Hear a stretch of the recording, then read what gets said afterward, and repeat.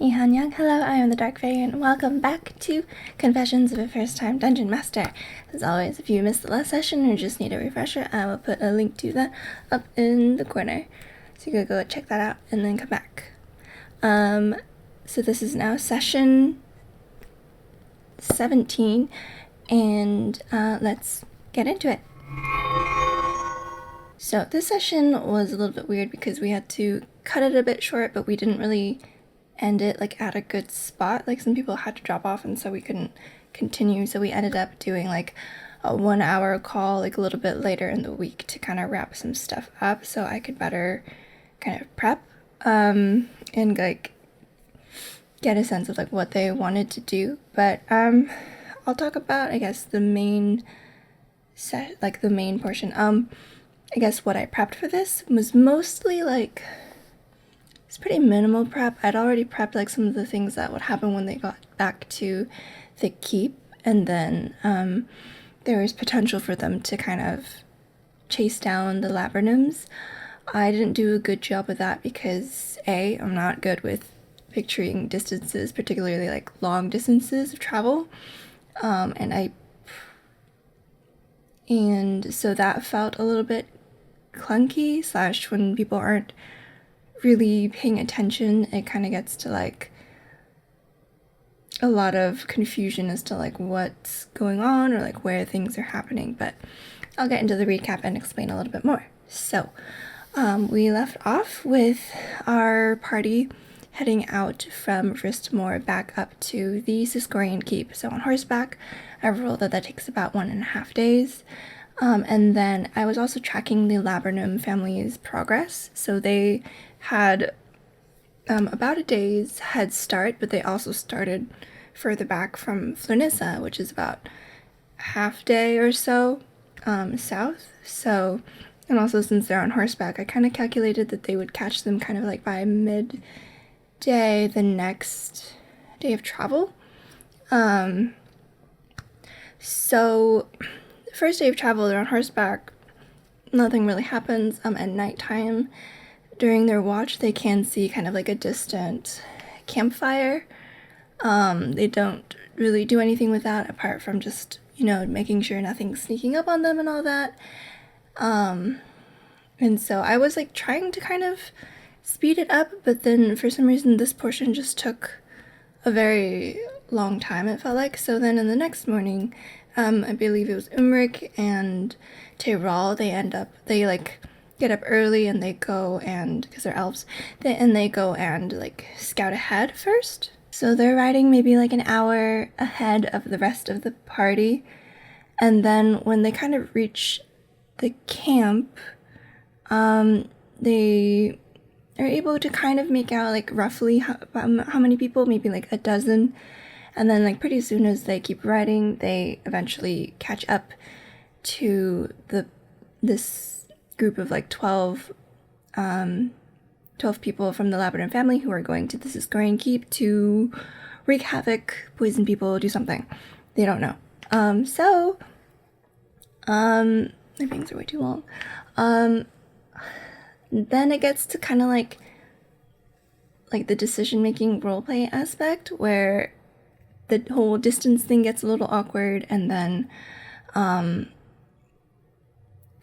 I think I should have prepared a map, but I didn't really think it would be like combat or like very tactical really. It was more, I was thinking of it more as like a skill challenge where they like describe to me what they want to do to like either apprehend these people or kill them maybe, or because they're just regular people, they're not really a match for like an adventuring party.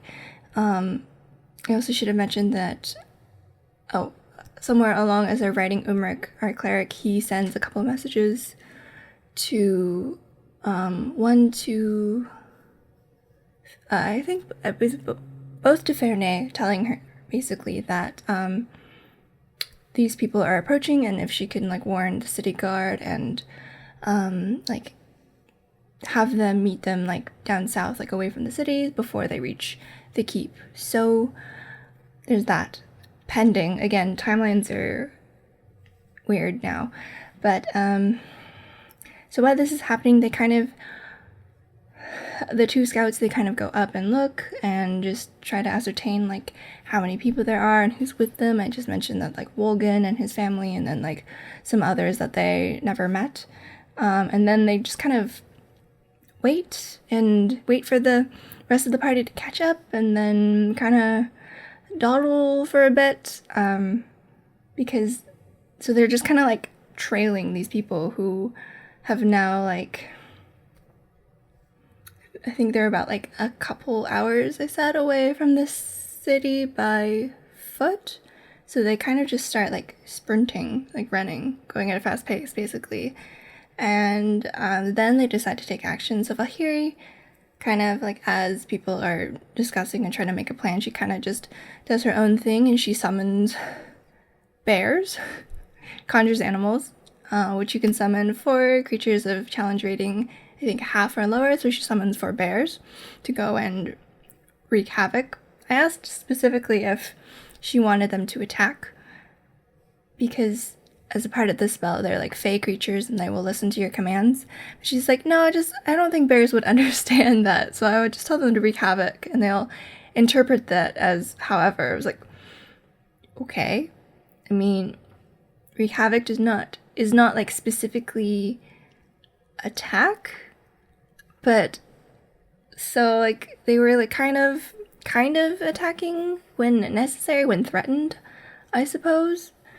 So basically, the bears catch up to this group of 12, and they're able to kind of stop 8 of them, as those 8 kind of stop to defend themselves and, like, you know, are scared of bears. Bears are scary. But then 4 of them continued on north, including Wolgan, who's their leader. And then several of them gave chase, while Imric and Terrell kind of help corral the 8 who were attacked by bears. So still a little bit awkward in timing, because they're kind of telling me what they're doing. They're also not really sure of, like, I guess, distance and space. I wanted to do it kind of like fast and loose, but I guess I should have maybe given them more structure. Part of it is some players aren't paying attention, so when it's kind of like their turn to do stuff, and it's like, okay, so you're on horseback, they're within range, you can basically get to like whatever distance you want. And so in this case, I feel like they should be the ones to tell me, like, okay, I want to move here, instead of like, oh, how far away from them am I? Since I've already kind of said that they're at a distance where they cannot like easily catch up. I don't know, got kind of clunky. So basically, at the end of all this, eventually the guards from the keep, they ride out. There's about 15 of them, and Wolgan and his group, what they have are these like poison pouches, kind of, that when they throw, they like burst into a cloud of like poison and spores to like infect people. So as the party approaches, they start kind of throwing those poison pouches. Valkyrie does some cool stuff with Wind Wall to kind of help contain it a little bit. So she's able to kind of mitigate a lot of the effects of the poison, the airborne poison now, with Wind Wall. A couple of the guardsmen do get affected because they're not able to like stop their horses in time as these poofs of spores are coming at them. So eventually, and I say eventually, they're able to round up everybody, tie them up, take away their weapons and poison pouches, and bring them back to the keep. So the guards kind of take them away to the dungeon for interrogation and all that. I don't know. Maybe you can tell, but the session felt very... it felt a little clumsy, and then, I don't know, maybe it was my players who were... It felt like there was like a slightly different attitude going on, if that makes sense, as to like how either hostile they were being or how they were interacting with NPCs, but they very much so insisted that they take the poison pouches as weapons. I don't know. even though the guards would normally confiscate them. But anyways, I feel like when things don't go their way, they eventually just start to threaten to either kill everyone or like leave. And I need to do a better job, I think, of making consequences for that. But anyways, let's move on. So they reach the headquarters of the castle guard, and go talk to Lieutenant Esmond and Captain Levis, and Ferney is there as well, because Ferney has been doing a lot of this stuff like behind the scenes. And basically they tell the guard that the mission is done, that they found the source of the poison, they've apprehended the family responsible, and they specifically like look to Ferney to see like what information she gives away. Now, given her nature and like who she is and what organization she's part of, she keeps things very close to the chest until like she feels like it's correct to divulge them. So she doesn't say anything about them like needing the Viscount or like the deal that they made, because she's had like 3 messages that are 25 words each to like know the situation, so that's not enough for her to make that decision. So basically she just tells Levis to pay them 500 gold, which is more than what was originally agreed upon, not that I think they remember. And then she invites them kind of back to the shop to negotiate. And so this is kind of where we had to cut it. They got a little bit into like telling her what the deal was and like what negotiations they were made. I don't know. So then when we came back at like our 1-hour session and we were doing some like roleplay and discussion, they decided that they wanted to first go find Liddy and kind of see what the situation was in the city before making any kind of negotiations. For some reason, like one of them was like very miffed with Ferney because she didn't set them up with a meeting with the Viscount, even though we never got there and they didn't ask about it while they were with her. So like I don't see where I could have given her the opportunity to have set it up, because she would have if they wanted to, but then they just kind of like assumed that she didn't do it and then were angry with her. So I don't know, I came up with the logic that she wouldn't have set it up just in case like they decided they wanted to go a more illegal route and like kidnap him, which is totally fine and probably something she would do. And so, but like meetings can always be set up like immediately if they're an emergency, so I didn't really understand like why it was really one character who was so like kind of like pissed off with Ferney when she has been doing everything for them already. But anyways, also another reason is that she's got her own shit to deal with and she can't always like babysit their whole thing, because she wasn't the giver of this mission, even though they thought she was. Anyways, sorry, I'm being a little bit negative today. It was just, this session really ground some of my gears. Okay, so they go meet up with Liddy and like kind of go and see what the whole dealio is with the church being on fire, and it still is kind of burning. The clerics like used a stone shape to kind of seal it off and then burned the inside to make sure to get rid of all of the mushroom traces. And then like kind of treatment tents and like quarantine zones, kind of very appropriate for right now, have been set up around the church. And like there's holy people, clerics also like running around and helping with like lesser restoration. Liddy has like been up all night brewing the antidote and she's running around helping them.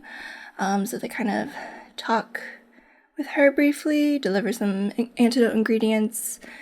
She also agrees to try and upgrade their like face masks that they have to filter out a more potent poison that they've seen. And then yeah, so things are pretty well in hand. Gorian is there as well, the the guy who came with them. He was escorted there by the castle guard after they met with the captain and the lieutenant. So after that, they return to the castle guard and then like admit that this isn't over yet and there's a bigger threat, and that they would like to talk to the Viscount to come up with a plan.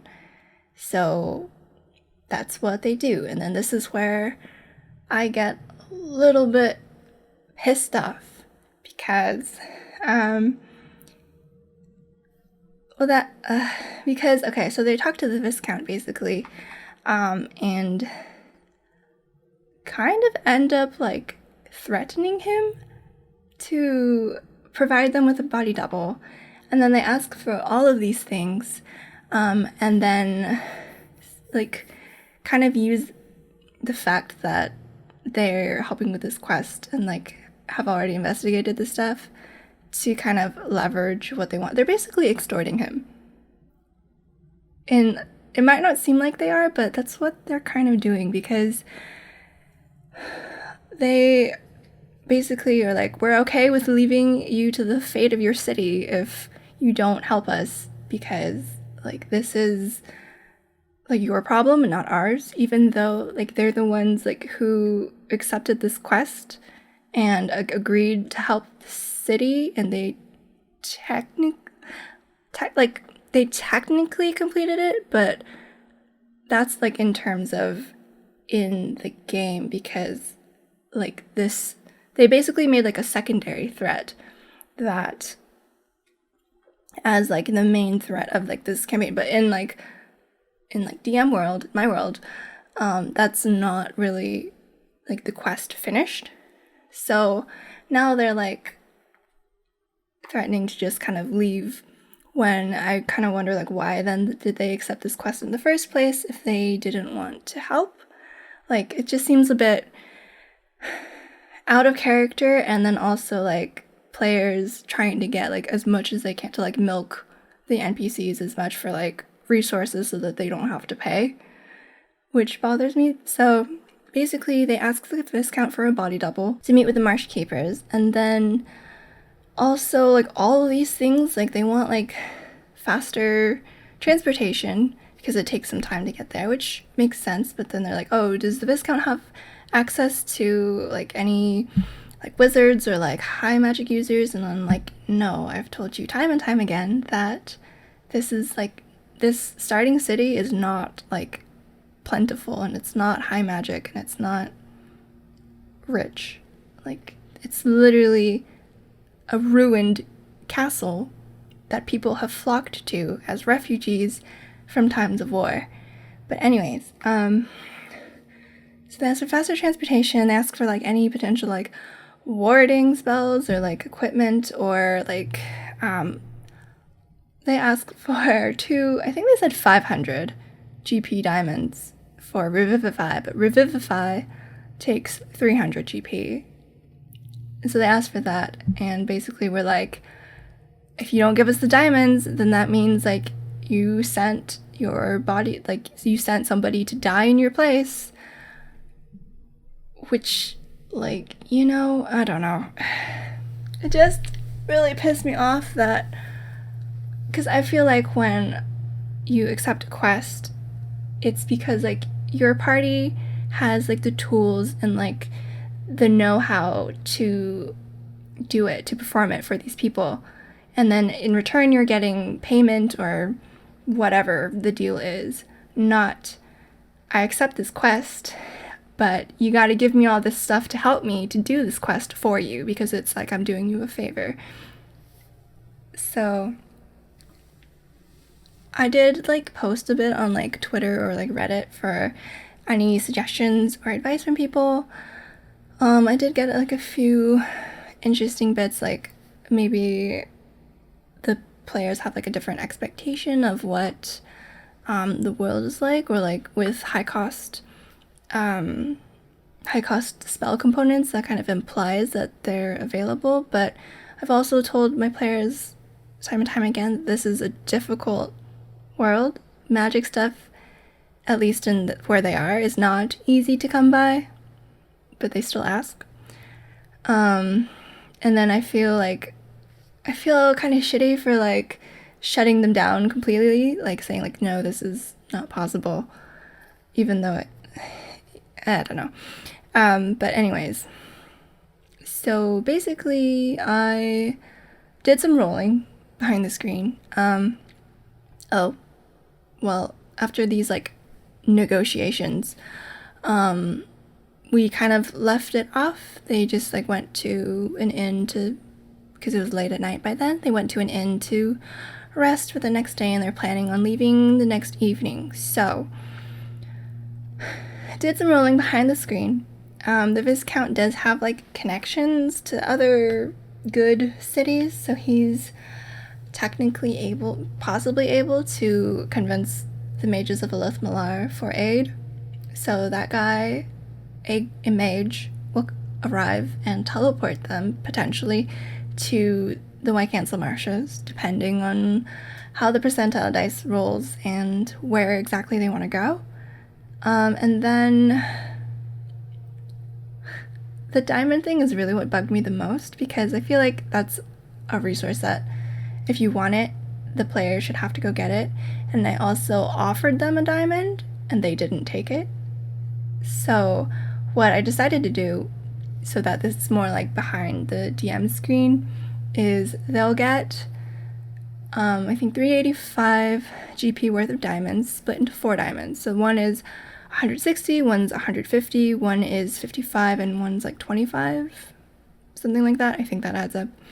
I have it written down somewhere, but and so those 2 larger diamonds will be used for Revivify, and then they have approximately like 75 left over for spell components. But my Eldritch Knight has been using the spell Chromatic Orb, and Chromatic Orb requires the use of a 50 GP diamond. So he is going to have to use that diamond for a spell component or lose the use of that spell, because I specifically told them that if you have a component that has a gold cost, you need that component. They don't pay attention. So that 385 GP is basically going to be their payment for the rest of the job, because they've already A, gotten way more gold than they originally said they would, and B, have been dragging this out for some time, and C, it's kind of their like incentive to keep the body double dude, who's like a level 3 or 4 like fighter alive, maybe 5 fighter alive, because they basically don't care about him at all, and I'm not really sure that they are gonna care to bring him back alive. So basically, if they let him die, they'll probably like use Revivify on him. If not, maybe I also gave them an alternate means of like raising the dead too. Not specifically that spell, raising the dead, but like to bring people back. They have an alternate way to do that. So we'll see. I don't know. But basically what I did behind the DM screen is, since they asked for this like freebie handout, what I'm going to do then, because like I feel like the diamonds and stuff are pretty valuable and are pretty important in like the overall like strength of their party. I then adjusted the things that they can find at the Marsh Keeper's lair, hideout, abode, whatever. Like the magic items that they find there are now less useful / less like powerful. They're still like interesting and cool. I think they have like nuance to them, and they're kind of like interesting items that you wouldn't really find in other places, but they're just less useful now, or I like lowered their placement on like the magic item tables that you can find in the DM's guide or Xanathar's guide to everything, so they're more like minor now. than major, because I also gave them all a major item to start with anyway. So yeah, and I know I'm being like a little bit salty, but this has happened quite a bit, and I feel like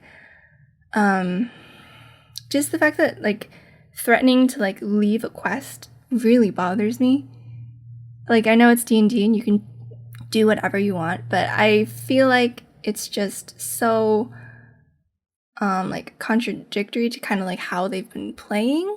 Not how they've been playing, but like how their characters, what their characters have been like doing and how they've been acting. And then like for the players, I feel like to go and be like, we can just leave, like metagame, like we can just leave and like they'll have to give us this stuff. It just feels very like, it's like, oh, it's very it really like butts heads with like what's the overall feel, I think, of the campaign. And yeah, so I'm also, I feel like I've given them like way too much already anyway, so I gotta rein it back a little bit. Maybe I shouldn't be so nice to my players.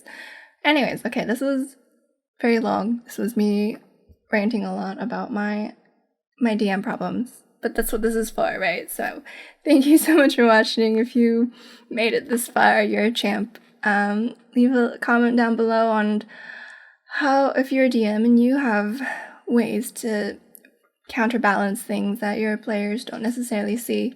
But don't forget to leave a like, please subscribe if you want to get notified on when I put out new videos. I upload every other day, trying to keep a consistent schedule. And thanks for watching. I'll see you in the next one. Bye!